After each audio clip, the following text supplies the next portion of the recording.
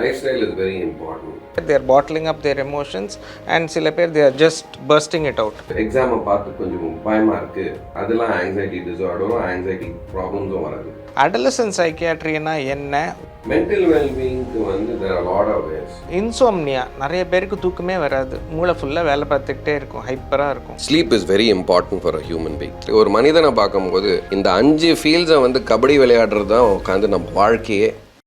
25 years of experience, ஆயிரக்கணக்கான surgeries, ஆயிரக்கணக்கான கதைகள், என்னோட மொத்த மெடிக்கல் எக்ஸ்பீரியன்ஸையும் உங்களோட ஷேர் பண்ணுறதுக்கு இதோ beyond bones by doctor S Arumugam, a podcast dedicated to health and wellness. நம்ம பாட்காஸ்ட்டில் டாக்டர்ஸ், ட்ரெயினர்ஸ், சர்ஜன்ஸ், இது போல் பலதரப்பட்ட ஹெல்த் ப்ரொஃபஷனல்ஸோடு பேச போகிறோம். நம்ம ஹெல்த் நம்ம கடமை, ஆனால் உங்ககிட்ட சரியான ஹெல்த் இன்ஃபர்மேஷன் கொண்டு வந்து சேர்க்கறது என்னோட கடமை. Hello and welcome everybody to Beyond Bones. So this is a show by a doctor with a doctor for everybody's well-being. So today we are having Dr. Venkatesh Ramachandran, who's a leading psychiatrist, and we are going to talk about mental health. So சென்னையில் சைமண்ட் ஹாஸ்பிட்டல்னு இருக்குது, அதோட owner. So he is a very very leading psychiatrist in Chennai and we have known each other for the past 33 years. We went to under graduation school together. அதுக்கப்புறமா அவர் பெங்களூர் போயிட்டு psychiatry படிச்சுட்டு வந்து சென்னையில் ப்ராக்டிஸ் பண்ணிட்டு இருக்காரு. அண்ட் நான் உங்களுக்கு எல்லாருக்குமே தெரியும் எலும்பு டாக்டர். ஸோ இன்னைக்கு எலும்பு பற்றி பேச போகிறது இல்லை, மென்டல் வெல்பீயிங் பற்றி பேச போகிறோம். ஸோ எப்படி உங்கள் உடல் ஆரோக்கியமாக வச்சுக்கிறதுன்றது மூவ்மெண்ட் இஸ் லைஃப் சென்னை ஆர்த்தோவில் நாங்கள் நிறைய பேசிட்டோம். இன்னைக்கு எப்படி உங்கள் மனசையும் ஆரோக்கியமாக வச்சுக்க போகிறோன்றதை பற்றி பேசுறதுக்கு டாக்டர் வெங்கடேஷ் ராமச்சந்திரன் வந்திருக்காரு. ஹலோ. ஹலோ ஆரு, thank you for having me over. இன்னைக்கு வந்து நம்மளுக்கு நிறைய ப்ராப்ளம்ஸ் இருக்கு. மென்டல் ப்ராப்ளம்ஸ்னு பார்த்தீங்கன்னா எல்லாம் ஆங்ஸைட்டின்னு சொல்றாங்க, ஸ்ட்ரெஸ்ன்னு சொல்றாங்க.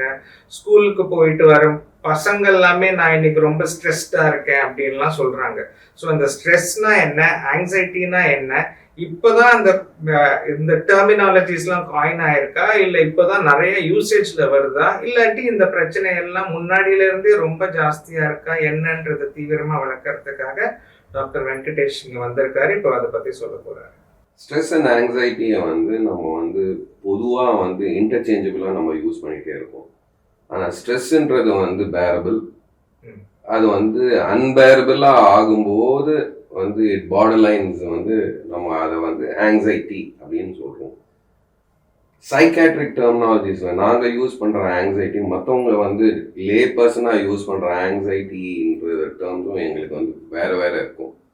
எங்களுக்கு நாங்கள் டயக்னோஸ் பண்ணணும்னா உட்காந்து எங்களுக்கு வந்து ஸ்பெசிஃபிக் கிளாசிஃபிகேஷன் இருக்குது. ஸோ அது வந்து நிறைய பேர் அந்த ஆங்ஸைட்டி கேட்டகரியில் வரமாட்டாங்க. ஸோ நிறைய பேர் என்ன பண்ணுவாங்க, உட்காந்துட்டு அவங்க வந்து படத்தில் பார்த்துட்டு உட்காந்துட்டு படத்தில் நிறைய எனக்கு இந்த பயம், அந்த பயம், இது பயம், அது பயம்னு சொல்லும்போது அதுதான் ஆங்ஸைட்டி அப்படின்னு நினச்சிக்கிறாங்க. இல்லைன்னா உட்காந்துட்டு எனக்கு எக்ஸாமை பார்த்து கொஞ்சம் பயமாக இருக்குது அப்படின்னா அது ஆங்ஸைட்டி டிஸார்டர் அப்படின்றது மாதிரி அவங்க பார்க்குறாங்க. அதெல்லாம் ஆங்ஸைட்டி டிஸார்டரும் ஆங்ஸைட்டி ப்ராப்ளம்ஸும் வராது. அது பேசிக்காக வந்து அது வந்து ஒரு ஸ்ட்ரெஸ்ஃபுல் சுச்சுவேஷன் ஸ்பெசிஃபிக் ஸ்ட்ரெஸ் அப்படின்றது வந்து இஸ் காமன் நாலேஜ். இப்போது ஸ்ட்ரெஸ் அண்ட் ஆங்ஸைட்டின்றது வந்து இப்போ புது கான்செப்டே கிடையாது. இது வந்து நம்ம திருக்குறள்லேயே உட்காந்து 7ஆம் திருக்குறள்லேயே இருக்குது. ஒன்னா I just quote from that. So வந்து முன்னோர் காலத்துலேருந்தே நமக்கு வந்து ஸ்ட்ரெஸ் அண்ட் ஆங்ஸைட்டின்றது ரொம்ப சாதாரணம். அதை நான் எடுத்து வச்சுருந்தேன். இது வந்து குறள் 7லேருந்து வருது. தனக்குவமை இல்லாதான் தான் சேர்ந்தான் கல்லால் மனக்கவலை மாற்றல் அரிது. அதாவது anxiety of a mind cannot be removed except for those who are united at his feet, who is incomparable. So ஆண்டவன் வந்து காலில் அடைகிறவன் வந்து அவனுக்கு ஆங்ஸைட்டியை விட்டுறான். ஸோ அந்த கான்செப்ட் ஆஃப் ஆங்ஸைட்டின்றது புது கான்செப்டே கிடையாது. அது வந்து காலாகாலத்தில் இருக்குது, அதுக்கு டெர்மினாலஜிஸ் மாறிட்டு இருக்கு. அதே இது ராமாயணத்தில் வந்து பார்த்தாலும் வந்து அவங்க போகும்போது சீதாவை கடத்திட்டு போகும்போது எல்லாரும் வந்து ஐயோ வந்து சீதா மாதாவை கடத்திட்டு போயிட்டாங்களே. அதே மாதிரி வந்து நீங்கள் பகவத்கீதையில் பார்த்தீங்கன்னா வந்து அர்ஜுனனுக்கு வந்து இருக்கிற ஆங்ஸைட்டியை போக்குறதுக்காக வந்து that is the first counselling session வந்து டாக்குமெண்டட் கவுன்சிலிங் செஷன். ஸோ நிறைய இதில் இருக்குது. நீங்கள் வந்து பைபிளில் பார்த்தீங்கன்னா கூட டேவிட் அண்ட் கோலியாத் இருக்கும்போது டேவிட் வந்து யூஸ் பண்ணும்போது அவங்க he sees the entire army. So அந்த ஆர்மியை பார்க்கும்போது இதை நான் வந்து தாண்ட முடியுமா அப்படின்றது. So all these are concepts over taken over from different and the basic concept of anxiety ஸ்ட்ரெஸ்ன்றது time memory. It is part of human being. And evolution அப்படின்னு பார்த்தா டார்வின்ஸ் தியரி அது மாதிரி எடுக்கும்போது எவல்யூஷனில் வந்து நம்ம பார்த்தா அந்த ஆங்ஸைட்டி வந்து is flight of flight. So அதுதான் பேசிக்காக நம்ம சர்வைவல் இன்ஸ்டிங்ஸ். ஸோ ஆங்ஸைட்டின்றது வந்து தவறானது வந்து இருக்கக்கூடாதுன்றது. இட்ஸ் ஆக்சுவலி வந்து பார்த்தீங்கன்னா இட்ஸ் ப்ரொடெக்டிவ். ஸோ இப்போ ஒரு தாய் வந்து அவங்க குழந்தைய வந்து ஒரு விளக்கு இருக்குது, அது வந்து எரிஞ்சிட்ருக்கு. ஸோ குழந்தை கிட்ட போகும்போது மதருக்கு வந்து ஆங்ஷியஸ் ஆகிடுறாங்க, குழந்தைக்கு எதாவது ஆகிட போதும்னு. ஸோ குடுகுடுன்னு ஓடி போய் இது பண்ணுறாங்க. So that feeling of anxiety, so it is been ingrained, one of the ingrained emotions in our body. Or so அது வந்து கொஞ்சம் எக்ஸ்ட்ரீம்ஸ் லெவலில் போகும்போது அதை ஹேண்டில் பண்ண கற்றுக்கணும். அது எப்படி ஹேண்டில் பண்ணுறது தான் இது கேட்ச் இன் லைஃப். ஸோ பேசிக்காக ஆங்ஸைட்டினா என்னன்றது சொல்லியிருக்காரு. ஆனால் டாக்டர் வெங்கடேஷ் வந்து திருக்குறள் சொல்றது தான் எனக்கு ரொம்ப புதுசா இருக்கு. Thirukkural, Ramayanam, Bible and doctor Venkatesh நான் காலேஜ்ல படிச்சுட்டு இருக்கும்போது இதெல்லாம் சேம் லைன்ல வரவே வராது. இன்னைக்கு எல்லாம் சேர்ந்து வந்திருக்குது. அதனாலதான் சைக்காட்ரிஸ்ட் வட சுடுவாங்க. So yes, so 33 years back the Venkatesh I know is very different, but now அவர் வந்து ஒரு leading psychiatrist and அவர் ஹேண்டில் பண்ற பேஷண்ட்ஸ் எல்லாம் ரொம்ப chronic patients and very very severe kind of disease உள்ள patients. He handles them in his hospital. அதாவது யாருக்கு mental health அவ்வளோ மோசமாய் அட்மிஷன் தேவைப்படுதோ அந்த மாதிரியான பேஷண்ட்ஸ் எல்லாம் கூட இப்போ ஹேண்டில் பண்ணிட்டு இருக்காரு. And he is somebody to look at in his field in Chennai. So he is very very prominent personality. So இன்னைக்கு நம்மளோட டைம் ஸ்பெண்ட் பண்ணி உங்களோட டவுட்ஸை நான் கேட்குறேன். அதனால உங்களுக்கு எவ்வளோக்கு எவ்வளோ ஹெல்ப்ஃபுல்லாக இருக்கும்ன்றது நீங்கள் தான் பார்த்து தெரிஞ்சுக்கணும். So thanks for being here again. Thank you once again. Beyond போன்ஸ்ன்னு சொல்லிட்டு ஒரு வாட்டியும் நான் ஃபர்ஸ்ட் போன் ப்ராப்ளம் பற்றி தான் ஆரம்பிக்கிறேன். Let me go to my patients. இப்போ என் பேஷண்ட்ஸ் வந்து சில பேர் பார்த்தீங்கன்னா சர்ஜரி முடிச்சதும் ரொம்ப பயந்து போகிறாங்க, ஆங்ஷியஸாக இருக்காங்க. அண்ட் அவங்க எந்திரிச்சு நடக்க சொன்னால் என்னால் நடக்க முடியாதுன்னெலாம் சொல்லியிருக்காங்க. பட் நான் சர்ஜரி பண்ண அளவுக்கு ஒன்றும் ப்ராப்ளமே இருந்ததில்லை. Even doctor Venkatesh has come and scene a few such patients. அவங்களுக்கெல்லாம் ஒரு மைல்ட் மூட் எலிவேட்டர்ஸ் கொடுத்ததும் அவங்க டக்குன்னு அடுத்த நாள்லேருந்து எந்திரிச்சு நடக்கிறாங்க, கம்ஃபர்டபுளாக இருக்காங்க. ஸோ இது மாதிரி அவ்வளோ எக்ஸ்பிளைன் பண்ணியும் அந்த பேஷண்ட்ஸ்க்கு பெஸ்ட் ஆஃப் ப்ரொசீஜர் நல்லா பண்ணதுக்கு அப்புறமும் அவங்களுக்கு இவ்வளோ ஆங்ஸைட்டி வருமா, பயம் வருமா, அதாவது அவங்க எந்திரிச்சு நடந்து கீழே விழுந்துருவாங்களோ இல்லாட்டி நடக்கவே முடியாமல் போகுமோன்ற அளவுக்கு பயம் வரும், வந்து அவங்களுக்கு ட்ரீட்மெண்ட் தேவைப்படுற அளவுக்கு இருக்குமா? சில பேருக்கு என்ன ஆகும், வந்துட்டு அவங்க வந்து சர்ஜரிக்கு வரத்துக்கு முன்னையே வந்து ஒரு அட்லீஸ்ட் வந்து ஒரு 10-15 பேர்கிட்ட கேட்பாங்க. கரெக்டாக. ஸோ அவங்க ஒப்பீனியன் கொடுக்கும்போது சில பேருக்கு நல்ல எக்ஸ்பீரியன்ஸஸ் இருக்கும், சில பேருக்கு வந்து நல்ல எக்ஸ்பீரியன்ஸ் இருக்காது, இன்னும் சில பேருக்கு ரொம்ப கெட்ட எக்ஸ்பீரியன்ஸ் இருக்கும். இப்போ அந்த மெஜாரிட்டி பேருக்கு இருக்கிற நல்ல எக்ஸ்பீரியன்ஸ் அவங்க கேட்டுக்குவாங்க, அதனால தான் சர்ஜரிக்கு ஒத்துக்கிறாங்க. கரெக்ட். இருக்கிற நல்ல இல்லாத எக்ஸ்பீரியன்ஸ் இருக்கிறவங்க கிட்ட வந்து வர ஒப்பீனியனை வச்சு அவங்க வந்து கேள்விகளை எழுப்புவாங்க. வந்து இப்போ ஒரு கெட்ட எக்ஸ்பீரியன்ஸும் யாரோ ஒருத்தர் சொன்னதை வந்து அதை ஹைலைட் பண்ணி ஒரு லைட்டு மாதிரி எரியும். ஸோ அதுதான் அவங்களுக்கு பயத்தை கூடி விட்டுரும். அண்ட் வந்து நம்ம எக்ஸ்பிளைன் பண்ணும்போது, சர்ஜரி பற்றி எக்ஸ்பிளைன் பண்ணும்போது அந்த பயம் இன்னும் கூடுதலாகிட்டே இருக்கும். நம்ம எவ்வளோ எக்ஸ்பிளைன் பண்ணாலும் அது முடிஞ்சு சக்ஸஸ்ஃபுல்லாக ஆகிற வரைக்கும் அவங்களுக்கு அந்த பயம் வந்துகிட்டே தான் இருக்கும். எதனா ஆயிடுமோ, இட் மே ஹேப்பன், எனக்கு ஆயிடுமோ. ஸோ தட் ஆன்டிசிபேட்டரி ஃபியர் அப்படின்வாங்க, அதாவது எனக்கு வர கெட்டது ஆயிடு போதோ அப்படின்னு. ஸோ அது இருக்கும். ஆனால் வந்து நம்ம எக்ஸ்பிளைன் பண்ணுறதுனால, நம்ம வந்து ப்ரீ ஆப்ரேஷன் முன்னால் நம்ம எக்ஸ்பிளைன் பண்ணுறதுனால அதை ஸ்டெப் பை ஸ்டெப் சொல்லும்போது அது கொஞ்சம் கம்மியாகிட்டே தான் வரும். சில பேருக்கு வந்து நிறைய காம்ப்ளிகேஷன்ஸ் இருக்குது, அவங்களுக்கு வந்து வேற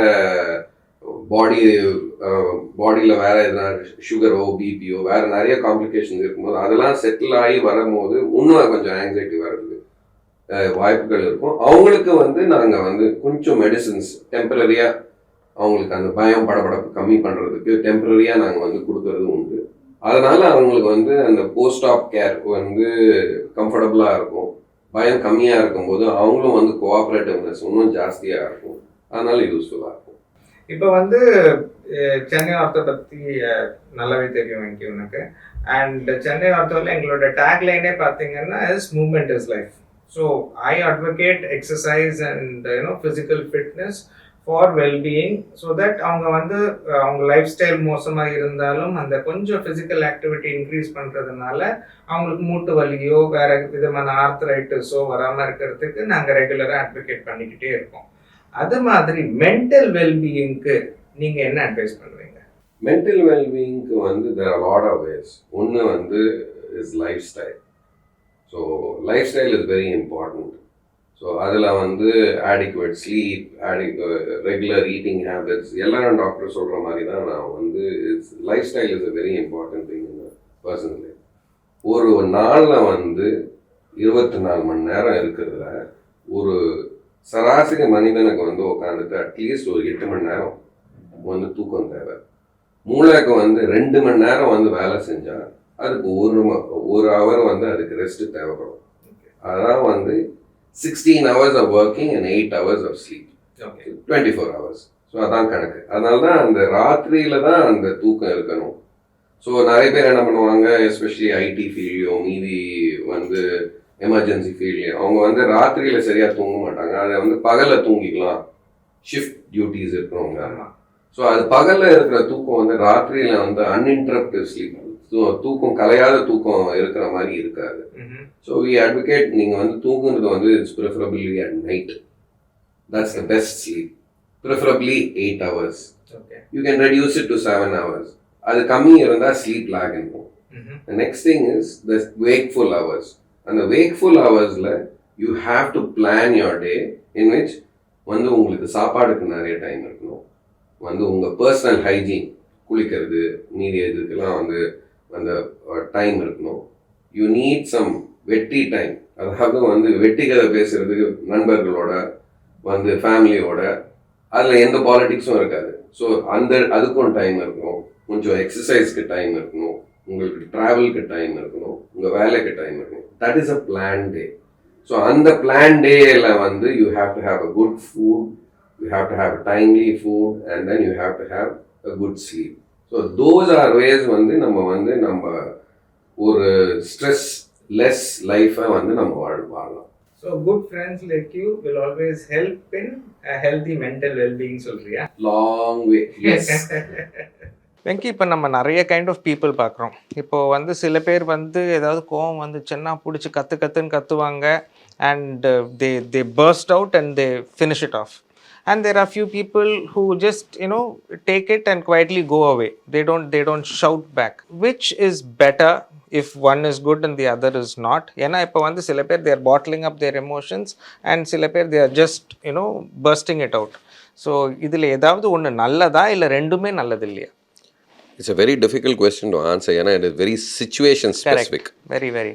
சிச்சுவேஷன் ஸ்பெசிஃபிக்னா உட்காந்துட்டு let's say that I have my professor. நான் எக்ஸாம்பிள் கொடுக்குறேன். என் ப்ரொஃபஸர் அவர் வந்து நான் ஏதோ ஒரு பேஷண்ட்டை பார்த்தேன், நான் வந்து எழுதிட்டு இருக்கும்போது வந்துட்டார். கேஷீட்டை எழுதும்போது நீ பார்த்தியான்னாரு. பார்த்துட்டேன் சார் அப்படின்னு. ஏன் நீ வந்து எழுதலையா இல்லையா உட்காந்து அவர் வந்து கத்த ஆரம்பிக்கிறாரு. நான் வந்து அவரை பார்த்துட்டு யோ நான் எழுதிட்டேன்னு இருக்கேன் அப்படின்னு நான் சொல்ல முடியாது. அதுக்கப்புறம் எனக்கு டிகிரி கிடைக்குமா கிடைக்காதுன்னு எனக்கு தெரியாது.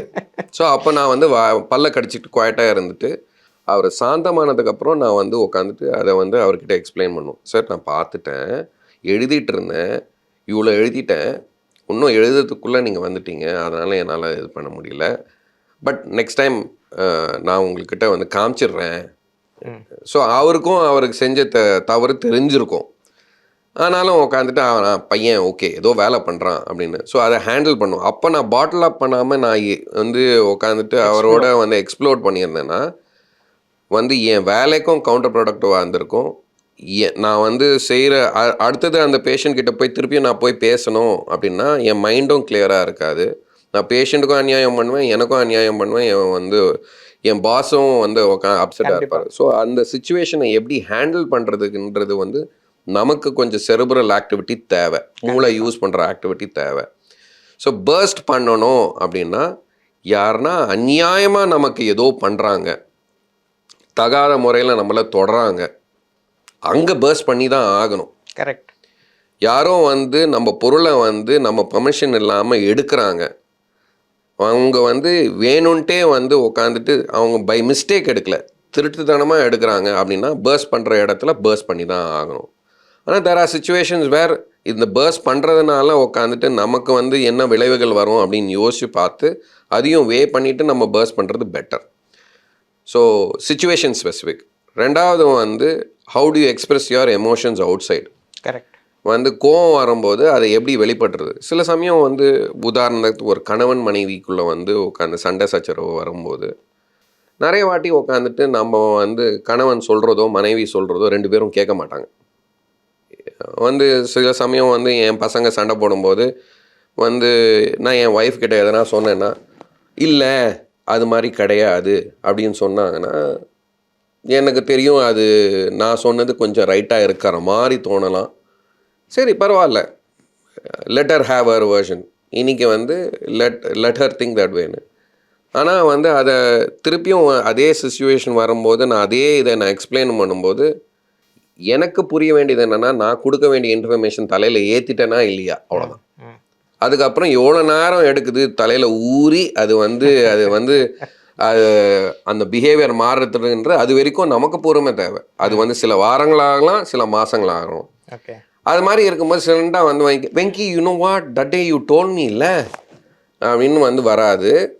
யூனோ வாட் திஸ் திங் வந்து ஹேப்பன்.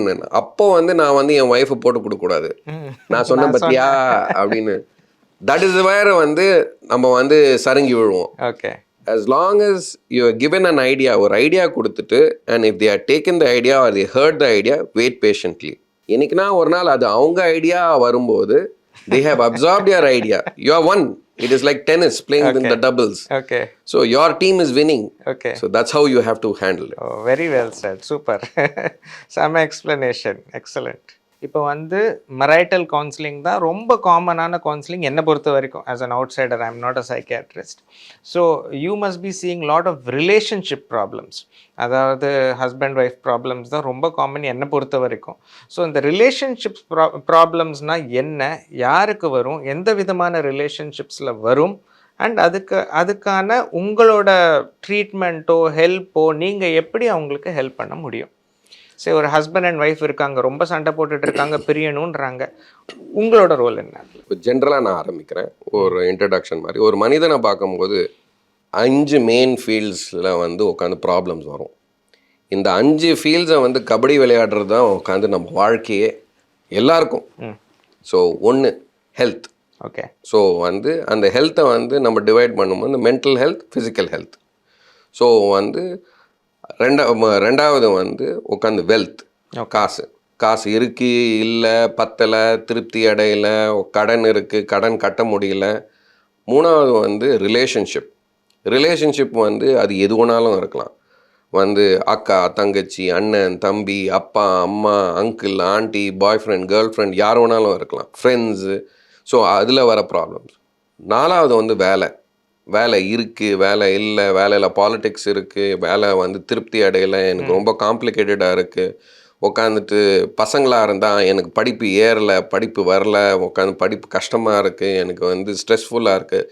ஸோ படிப்பு. தென் 4வது லாஸ்ட் வந்து 5வது வந்து இஸ் என்வாயர்மெண்ட். ஓகே. சூடாக இருக்குது, மழை பெய்யுது, ஃப்ளட் வருது, இது சரியாக இல்லை, வந்து தூசு தும்முமாக இருக்குது. ஸோ இந்த என்டையர் 5 டொமைன்ஸை வந்து நம்ம மேனேஜ் பண்ணுறது தான் நம்ம வாழ்க்கை. அதில் வந்து ரிலேஷன்ஷிப் வந்து is one of the main factors. அந்த ரிலேஷன்ஷிப் வந்து ஃபேக்டர் வந்து அதில் வந்து இன்னொருத்தரோட எப்படி இன்டராக்ட் பண்ணுறோம். ஸோ அந்த இன்னொருத்தரோட இன்டராக்ட் பண்ணுறதுல வந்து one of the main relationship வந்து ஒரு கணவன் மனைவியோட ரிலேஷன்ஷிப். அந்த கணவன் மனைவியோட ரிலேஷன்ஷிப்ஸ் ஆரம்பிக்கும் போது இன்னொருத்தர் வந்து விட்டு கொடுக்க ஆரம்பிக்கணும். ஒரு ரிலேஷன்ஷிப்போட அஸ்திவாரமே என்னன்னா மரியாதை நம்பிக்கை அண்ட் மரியாதை. தட் இஸ் வந்து is trust and respect. Okay, that forms a foundation for any relationship. அந்த ட்ரஸ்ட் இல்லைன்னா ரெஸ்பெக்ட் வராது, ரெஸ்பெக்ட் இல்லைன்னா ட்ரஸ்ட்டும் வராது. ஸோ இது ரெண்டும் தான் வந்து டூ டைகாட்டமிக் வந்து foundations for a relationship. So அந்த ரிலேஷன்ஷிப்பில் வந்து மெஜாரிட்டி வந்து நீங்கள் பார்த்தீங்கன்னா கணவன் மனைவியில் வந்து அவங்க வந்து விட்டு கொடுக்கவும் மாட்டாங்க. சில பேர் வந்து விட்டு கொடுப்பாங்க சில இடத்துல, சில பேர் வந்து ஸோ வந்து அட்ஜஸ்ட்மெண்ட்டில் வந்து விட்டு கொடுக்க வந்து மனப்பான்மையும் இருக்கணும். ஸோ ஒரு மேரிட்டல் ரிலேஷன்ஷிப்ன்றது வந்து ஒரு மிக்ஸ்ட் டபுள்ஸ் டென்னிஸ் விளையாடுற மாதிரி. யார் தப்பாக விளையாடினாலும் உங்கள் டீம் தான் லூஸ் ஆகும். கரெக்ட். ஸோ வந்து நீங்கள் வந்து ஆப்போசிட்டாக விளையாடல, நீங்கள் ஒன்றா விளையாடுறீங்க. ஸோ அந்த லைஃபோட கேமை ஒன்றா விளையாடும் போது உட்காந்து விட்டு கொடுக்குறதும் உட்காந்துட்டு ஷேர் பண்ணுறதும் ஒருத்தர் இன்னொருத்தரை வந்து ரெஸ்பெக்ட் பண்ணுறதும் ஒருத்தர் இன்னொருத்தரை நம்பிக்கைன்றது வந்து ரொம்ப முக்கியமானது. ஸோ இதில் வர ப்ராப்ளம்ஸ் அண்ட் மற்றவங்க வந்து இன்டர்ஃபியர் பண்ணுற ப்ராப்ளம்ஸ் அதுதான் வந்து மேரிட்டல் ரிலேஷன்ஷிப்பில் மெயினாக நடக்கிற ப்ராப்ளம்ஸ். உங்களோட ரோல் என்ன? இந்த இப்போ ட்ரீட்மெண்ட்னு வராங்க, இப்போது say somebody XYZ husband and wife வராங்க, we have been happily married for 10 years but suddenly there is a rift forming between us. எங்களால் ஒத்துப்போக முடியல, எங்கள் பசங்க வளர்ந்துக்கிட்டு இருக்காங்க, ஆனால் வீட்டில் எங்களோட சண்டை ரொம்ப ஜாஸ்தி ஆகிட்டுருக்கு, எங்களால் சமூகமாக சேர்ந்து வாழ முடியலை. அப்படி உங்ககிட்ட வரவங்களுக்கு நீங்கள் எப்படி கவுன்சிலிங் பண்ணுவீங்களா, இல்லை அவங்களுக்கு ஆக்சுவலாக ட்ரீட்மெண்ட் ஏதாவது பண்ண வேண்டியது இருக்குமா, என்ன பண்ணணும்? சில பேரை வந்து மெஜாரிட்டி வந்து கவுன்சிலிங் தான். ஓகே. ஸோ அவங்கவுங்க வந்து டைனமிக் இஷ்யூஸ்வாங்க, அவங்கவுங்க மனசில் என்ன ஓடுது, அந்த மனசில் ஓடுறதும் அவங்க அண்டர்ஸ்டாண்டிங்கும் எப்படி வந்து ஒரு அந்த ரிலேஷன்ஷிப்பில் கொண்டு வராங்க, கணவனாகட்டும் மனைவி ஆகட்டும். அதுக்கப்புறம் உட்காந்து குடும்பத்தார், ஸோ மாமியார் மாமனார் அப்பா அம்மா, ஸோ இவங்க வந்து அந்த ரிலேஷன்ஷிப்பில் எப்படி கையாளுறாங்க, அவங்க கொண்டு வர வந்து டைனமிக் இஷ்யூஸ் அதெல்லாம் நாங்கள் பார்த்துட்டு அதை உட்காந்து ஒன்று ஒன்றா பிரித்து அவங்கவுங்கள உட்காந்துட்டு எஜுகேட் பண்ணுறதுக்கு கவுன்சிலிங் தான் மெயின் ஸ்டே. ஓகே. ஸோ சில பேருக்கு வந்து வேறு ப்ராப்ளம்ஸும் ஆட் ஆகிருக்கும், ஆனால் அவங்களுக்கு தெரியாத இந்த ப்ராப்ளம்னால வருது. உதாரணத்துக்கு வந்து சில பேருக்கு வந்து தைராய்டு ப்ராப்ளம் இருக்கும்போது அவங்களுக்கு வந்து டிப்ரெசிவ் சிம்டம்ஸ் வரதுக்கு வாய்ப்பு இருக்குது. தைராய்டை நம்ம கரெக்ட் பண்ணுறோன்னா டிப்ரெசிவ் சிம்டம்ஸ் வந்து இருக்கும். ஸோ அதனால வந்து அவங்களுக்கு ரிலேஷன்ஷிப் ப்ராப்ளம் கொஞ்சம் சால்வ் ஆகும். பீப்புள் வந்து அனீமியா இருக்கவங்களுக்கு, ரத்த அணுக்கள் கம்மியாக இருக்கிறவங்களுக்கு, அவங்களாம் பார்த்தீங்கன்னா ரொம்ப டயர்டாக இருப்பாங்க, அவங்களால வந்து நிறைய வேலைகள் செய்ய முடியாமல் இருக்கும். அதனால் பிஹேவியரும் கொஞ்சம் சேஞ்ச் ஆகும். வீட்டாரெலாம் அவங்க எதிர்பார்ப்பு என்ன, ஏன் வீட்டு வேலைலாம் செய்ய முடியாமல் இருக்கு, ஆனால் இந்த மெடிக்கல் ப்ராப்ளம் நம்ம கரெக்ட் பண்ணிட்டோன்னா they will be back to normal. So அதை வந்து நம்ம முதல்ல வந்து புரிஞ்சுக்கணும். டைனாமிக் இஷ்யூஸை நம்ம புரிஞ்சுக்கிட்டு வி ஹெல்ப். ஓகே. சில பேர் ரொம்ப ஜாஸ்தியாக இருக்கும்போது நாங்கள் அட்மிட் பண்ணிவிட்டு we treat them with mainly counseling, not medicine. Venki, இப்போ your son is in medical college, my daughter is in medical college. இப்போல்லாம் சப்ஸ்டன்ஸ் அப்யூஸ்னா அவ்வளோ இருக்குது. வேப்பிங்காக இருக்கட்டும், மரிகுவானாவாக இருக்கட்டும், everything is so openly available and so easily அவைலபிள்னு கேள்விப்பட்டேன். இதனால நிறைய கிட்ஸ் ஆர் கெட்டிங் அடிக்டட். அடிக்ஷன்னா என்ன, எதுக்கெல்லாம் இப்போ அடிக்ட் ஆகிறாங்க, எவ்வளோ ஹார்ம்ஃபுல், அதுலேருந்து வெளியில் நீங்கள் அவங்கள எப்படி கொண்டு வருவீங்க? இப்போது அடிக்ஷன் என்ற வார்த்தையே வந்து இட் மீன்ஸ் தட் வந்து அது இல்லாமல் என்னால் இருக்க முடியாது. ஸோ இல்லாமல் இருக்க முடியாதுன்னா எந்த பொருளாகலாம் இருக்கலாம். ஒன்று வந்து உட்காந்து சர்க்கரையாக இருக்கலாம், வந்து ஸ்வீட்ஸாக இருக்கலாம், டீ காஃபி, வந்து gambling, addiction to games, gadgets, அதுக்கப்புறம் வந்து drugs, pain killers, sedatives, laxatives, வந்து மாரிஜுவானா, கஞ்சா, ப்ரௌன் சுகர், கோகேன். ஸோ அது வந்து இதில் எல்லா இதுலேயும் வந்து காமன் ஃபேக்டர்னால் பாதி வந்து உட்காந்து நம்ம வந்து யூஸ் பண்ணுறது டே டு டே லைஃப்பில். For example phone, for example sugar, for example tea coffee. ஆனால் வந்து அது ஒரு லெவலுக்கு மேலே தாண்டும் போது மூளையோட பிரெயின் கெமிஸ்ட்ரி மாறும்போது அது வந்து எனக்கு வேணும் அப்படின்னு கேட்க ஆரம்பிக்கும். வேணும்னு கேட்க ஆரம்பிக்கும் போது அதுக்கு ஏற்ற மாதிரி நம்ம நடவடிக்கை பாவனைகள் பிஹேவியர் மாற ஆரம்பிக்கும். அது மாற ஆரம்பிக்கும் போது நாம் வந்து அதை வந்து வேணுன்ற வந்து அது எப்படிலாம் வந்து அதை சாதிக்கலாம், அது எப்படிலாம் வந்து நமக்கு வேணும் அப்படின்ற வந்து பிஹேவியரை நாமளே மாற்றிக்க ஆரம்பிப்போம். அது வெளியாருக்கு தெரியும், நமக்கு தெரியாமல் இருக்கும். Okay. So that is called as addictive behaviour. ஸோ அந்த அடிக்டிவ் பிஹேவியரில் வர வர உங்களுக்கு வந்து மூளையும் வந்து உட்காந்துட்டு ஒரு நாளில் வந்து மெஜாரிட்டி டைம் வந்து அதை கன்சியூம் பண்ணுறதுக்கு அது பண்ணுறதுக்குனே வந்து இட் வில் வாண்ட். ஓகே. ஏன்னா ரிவார்டிங் மெக்கானிசம் இருக்கிற மாதிரி. ஸோ அதுதான் வந்து நம்ம வந்து அடிக்ஷன் அப்படின்றோம். லிட்ரலாக அடிமை ஆகிறது. அதே தான். ஓகே. ஸோ இப்போ வந்து உட்காந்துட்டு அவைலபிலிட்டி வந்து ஆஃப் ட்ரக்ஸ்ன்றது வந்து நம்ம north of India and south of இந்தியான்னு பார்க்கும்போது சவுத் ஆஃப் இந்தியாவில் வந்து சில ட்ரக்ஸ் வந்து அவ்வளோ சுலபமாக கிடைக்கிறது கிடையாது. ஓகே. ஸோ வந்து ஜென்ரலாக நீங்கள் பார்த்தீங்கன்னா வந்து it is drug availability is based on availability of money, okay, economics. So நீங்கள் வந்து சின்ன ஊரில் பார்த்தீங்கன்னா உங்களுக்கு வந்து கஞ்சா நிறைய கிடைக்கும், வேறு வந்து ஆல்கஹால், சிகரெட்ஸ் அது மாதிரி அடிக்ஷன் ஜாஸ்தியாக இருக்கும். இல்லைனா வந்து அவங்க வந்து தே வில் பி இன்ஹேலண்ட்னுவாங்க. இன்ஹேலண்ட்னா அந்த டர்பன்டைன், சூப்பர் க்ளூ அது மாதிரி உட்காந்துட்டு இருக்கிற வந்து volatile substance, petrol, diesel. So அதெல்லாம் வந்து சில பேர் வந்து அதை இன்ஹேல் பண்ணும்போது அவங்களுக்கு ஒரு போதையாக இருக்கும், இல்லைன்னா ஒரு கிக் வர மாதிரி இருக்கும். ஸோ அதெல்லாம் வந்து உட்காந்துட்டு நீங்கள் வந்து சிட்டிஸ் இல்லாமல் வந்து சின்ன சின்ன இடத்துலாம் அது கொஞ்சம் ஜாஸ்தியாக இருக்கிற மாதிரி இருக்கும். சிட்டிஸில் வந்து அவங்களுக்கு செலவு பண்ணுற கெப்பாசிட்டி ஜாஸ்தியாக இருக்கிறவங்கள பார்த்தீங்கன்னா இன்னும் உங்களுக்கு வந்து designer drugs, so crystal meth, cocaine அதெல்லாம் வந்து உங்களுக்கு அவைலபிலிட்டி வந்து சிட்டிஸில் இருக்கும். Okay. So it is based on availability. So இது மாதிரி எதுக்கு வேணாலும் அடிக்ட் ஆகலாம். எதுக்கு வேணாலும் அடிக்ட் ஆகலாம். நம்ம வந்து காலையில் எந்திரிச்சு குடிக்கிற காஃபி கூட நிறைய குடிச்சிக்கிட்டே இருந்தோம், ரொம்ப அப்படியே கிரேவிங் வருதுன்னா will literally addicted to it. ஆமாம், சில பேர் வந்து அந்த காஃபியை வந்து அவங்களுக்கு இல்லாமல் அவங்களால வேலை செய்ய முடியாதுன்றது அது வந்து 1-2 காஃபிலாம் வராது. ஐ எம் டாக்கிங் வந்து சில பேருக்கு வந்து ஒரு நாளுக்கு வந்து ஒரு அட்லீஸ்ட் வந்து ஒரு 10 காஃபி தேவைப்படும். ஓ, ஓகே. ஸோ அவங்களுக்கு கண்டினியூஸாக அவங்களுக்கு வந்து அந்த காஃபி ஷாட்ஸ் மாதிரி உட்காந்துட்டு அவங்களுக்கு அதை எடுத்தால் தான் அடுத்த வேலை பெட்ரோல் போடுற மாதிரி அவங்களுக்கு தேவைப்படும். வண்டிக்கு. So that is an addiction, not having 1 or 2 copies. Okay. இந்த அடிக்ஷன் ஓகே வந்துருச்சு, சே காஃபியாக இருக்கட்டும், இல்லை சப்ஸ்டன்ஸ் அப்யூஸாகவே இருக்கட்டும், இல்லை சிகரெட் ஸ்மோக்கிங்காக இருக்கட்டும், ஆல்கஹால் கன்சம்ஷனாக இருக்கட்டும், நம்ம இன்னும் காமனாக பார்க்கறது. ஸோ இந்த அடிக்ஷன்லேருந்து ஒரு பேஷண்ட் உங்ககிட்ட வராங்க அண்ட் யாரோ கூட்டிகிட்டு வராங்க, fully addicted to smoking R drinking, இவங்களுக்கு நீங்கள் என்ன ட்ரீட்மெண்ட் கொடுப்பீங்க? அடிக்ஷன்ன்றது வந்து அதில் வந்து எந்தெந்த அடிக்ஷன்றதுக்கு ஏற்ற மாதிரி ட்ரீட்மெண்ட் மாற ஆரம்பிக்கும். உதாரணத்துக்கு வந்து தூக்க மாத்திரைக்கு வந்து அடிக்ஷன் இருக்கலாம். ஓகே. ஸோ சில பேர் வந்து நாங்கள் கொடுக்குற ப்ரிஸ்கிரிப்ஷனை உட்காந்துட்டு ஒரே ஒரு மாத்திரை உட்காந்துட்டு ஒரு 0.5 மில்லிகிராம் நான் கொடுக்குறேன்னு வச்சுக்கோங்க, அது வந்து ஒரு 10 நாள் கொண்டு எடுத்துக்கோங்க, அதுக்கப்புறம் நிப்பாட்டுங்க. அவங்க என்ன பண்ணுவாங்க, அதை வந்து ஸ்டோர் பண்ணி வச்சுக்குவாங்க. ஸோ என்றைக்கெல்லாம் அவங்களுக்கு தேவைப்படுதோ அது ஒன்று யூஸ் ஆகும். ஸோ அது வந்து வாரத்துலேருந்து 1 அப்படின்னா இன்றைக்கி நான் வந்து யாரோட சண்டை போட்டேன், எனக்கு தூக்கம் வராது, சரி ஒன்று எக்ஸ்ட்ராவாக எடுத்துக்குவாங்க. திருப்பியும் உட்காந்துட்டு எதனா ஒரு எனக்கு இன்னைக்கு ரொம்ப டயர்டாக இருக்குது, தூக்கம் வராது, ஸோ அதை எடுக்கிறாங்க. ஸோ அது பழக்க தோஷமாயிட்டே மாறும். ஸோ அவங்களுக்கு வந்து அப்புறம் டெய்லி ஒரு மாத்திரை எடுக்க ஆரம்பிப்பாங்க. அந்த ஒரு மாத்திரை வந்து 2 ஆகும், 3 ஆகும், 4 ஆகும். ஸோ இட் வில் ஸ்லோலாக கிராஜுவேட் ஆகி உட்காந்துட்டு within about a few months a few years அவங்க அடிக்டட் ஆகிடுவாங்க. ஓகே. ஸோ ஒவ்வொரு பொருளுக்கும் வந்து ஆரம்பிக்கும் போது வந்து கேஷுவலாக ஆரம்பிக்கும், அது வந்து பெர்பச்சுவலாக அதாவது வந்து கண்டினியூஸாக வந்துக்கிட்டே இருக்கும்போது தான் அவங்களுக்கு வந்து மாட்டிக்கிட்டாங்கன்னு அவங்களுக்கே உணர்வுகள் வரும். ஸோ அதுலேருந்து வெளியில் வரத்துக்கு வந்து எந்தெந்த பொருள் எடுக்கிறாங்களோ அது மூளையை எந்தெந்த இடத்துல வந்து பிரெயின் கெமிஸ்ட்ரியை மாற்றுதோ அது ரிசப்டார் லெவல் சேஞ்ச் அப்படின்வாங்க.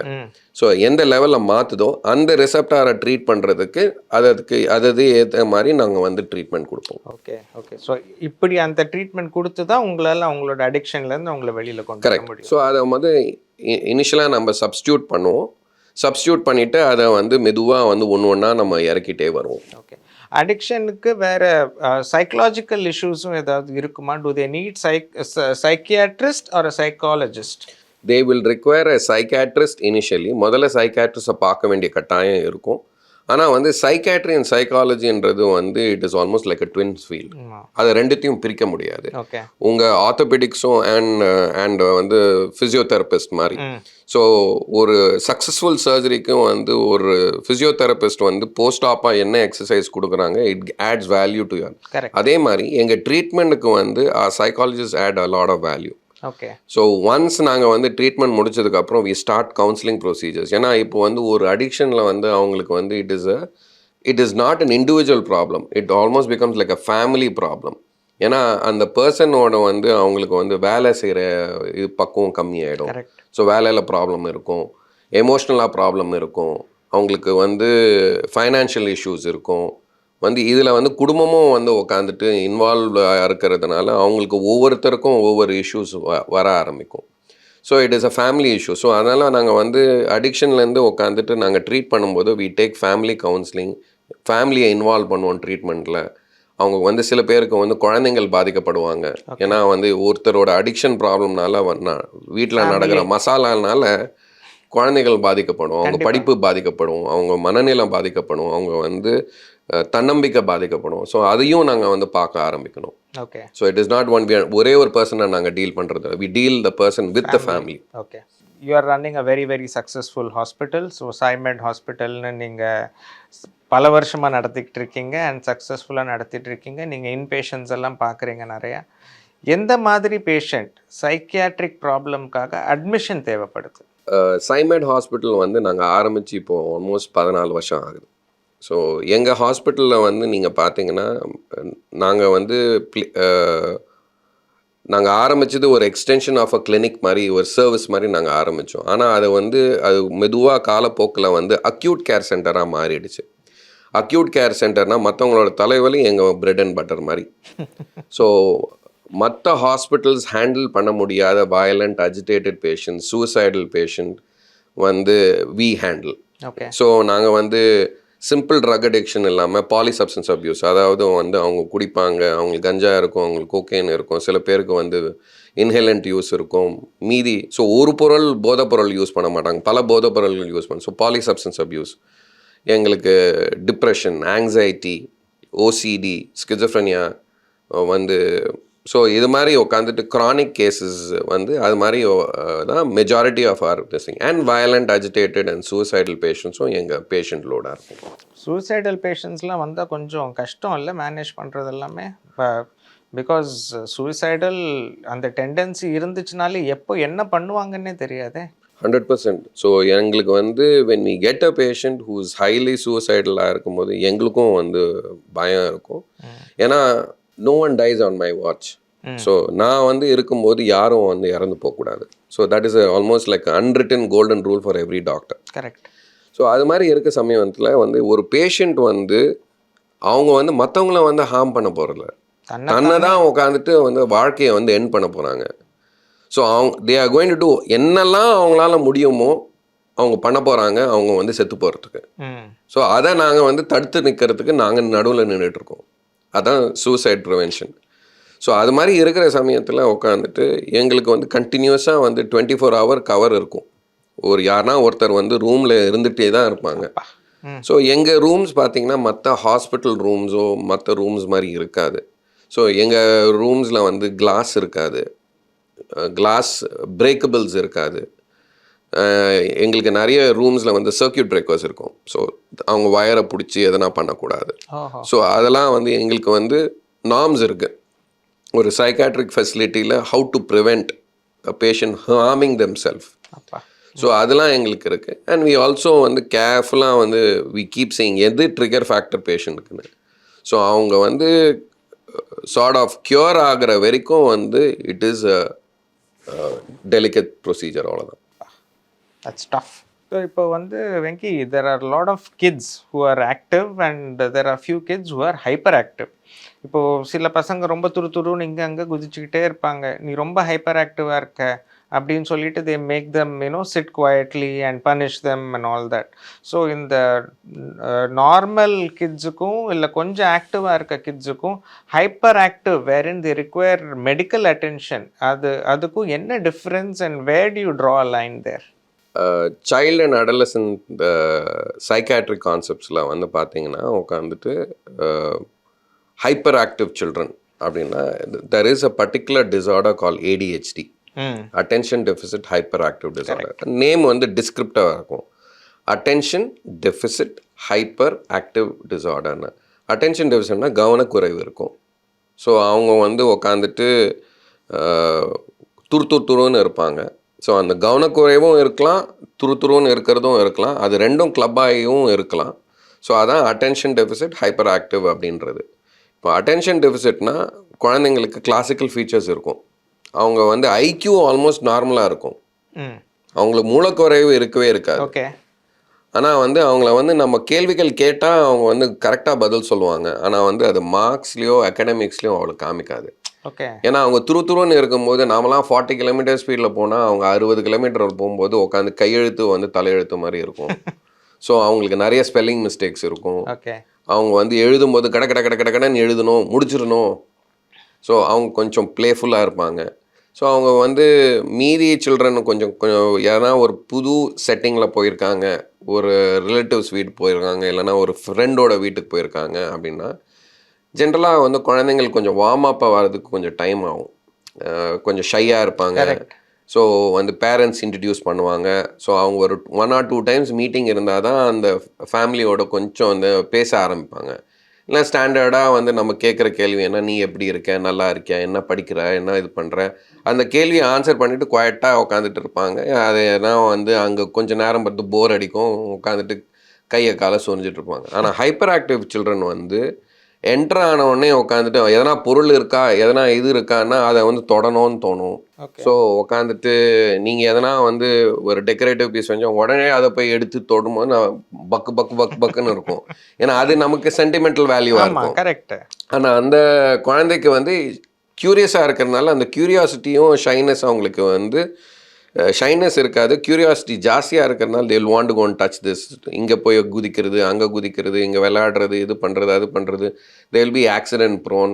ஸோ இதெல்லாம் வந்து ஹைப்பர் ஆக்டிவ். இது இப்போ வந்து ஸ்டேட் போர்ட் பற்றி எனக்கு தெரியாது. CBSEல வந்து the teachers are trained. Okay. So the teachers are trained over there to pick hyperactive children over there in school. Okay. So I was part of a program by the MHRD, Ministry of HRD.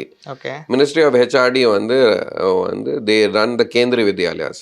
So Kendriya Vidyalayasல வந்து coaching, they have teaching and coaching classes for teachers and to train them to pick hyperactive children or hyperactive problems or other psychiatric problems in school children.